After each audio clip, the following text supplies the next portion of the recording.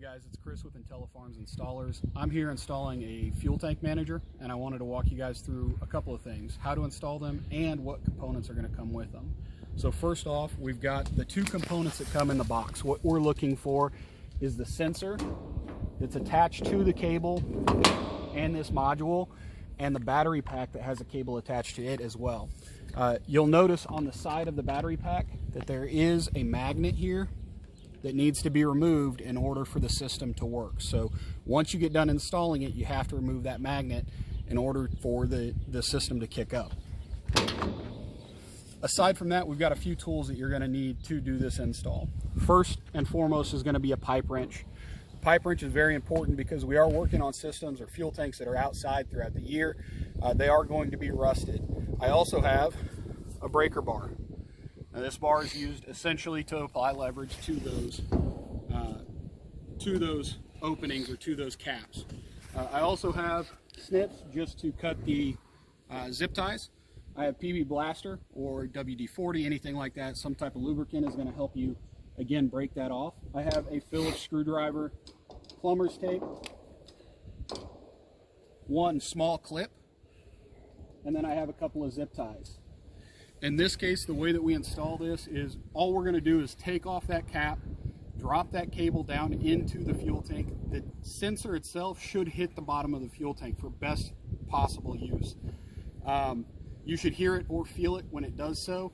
With these taller bins or taller fuel managers, like the ones we're on right now, you may or may not hear that. Now, we do want to measure the distance of the diameter as well as the height of the bin to provide to the customer for those as well, which we'll do in a moment.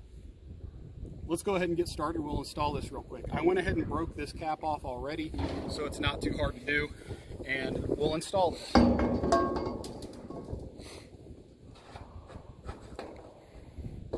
In this case, we have one hole here, but we also have the fill hole over here that has vents naturally built into it. If you don't have additional vents on your fuel tank, you do want to install a Y here so that you have a vent and an area for that sensor to drop in. It's very important that these fuel tanks have vents. They will not pump correctly, and you can damage the fuel tank if you don't. All right, first things first, we are going to drop this.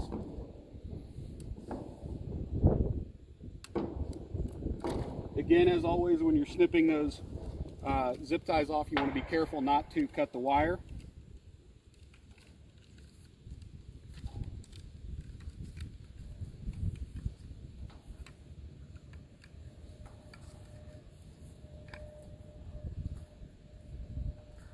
Okay, and this replaces the cap. It screws directly into here. They are 2 inches. The plumber's tape is used on this thread to provide a better seal.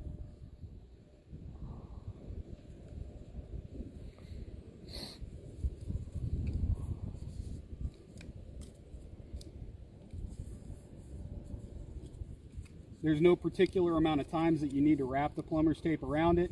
As long as you provide good coverage of those threads, that's what you're looking for. Once you're in, you want to make sure it screws in consistently.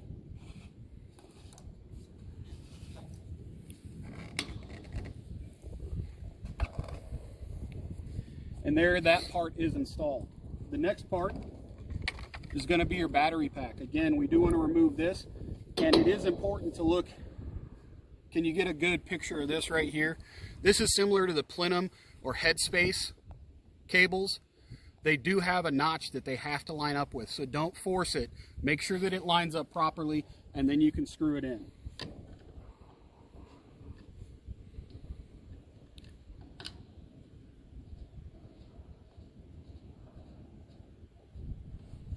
Once that's screwed on, when it comes to these vertical bins, we want to make sure that this cable is wrapped neatly because we want that good appearance.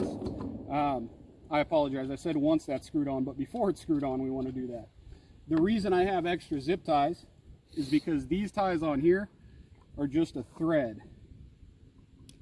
They're not going to last through weather. So I want to cut those off, add a zip tie,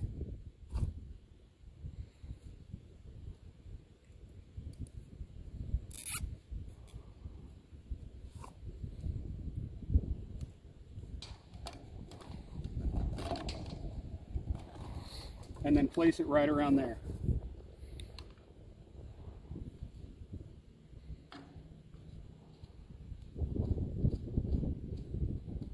Okay, one more key thing to remember.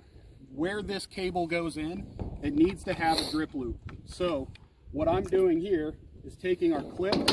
It's going to run into one of these screws that's already in place. All I do is remove that screw.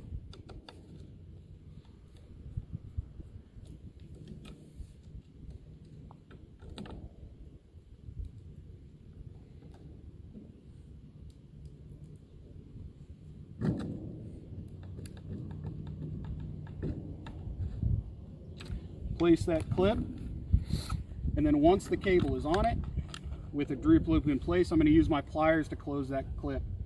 You can't really use your screwdriver because there's nothing to apply pressure to. Pliers are going to be the way to go.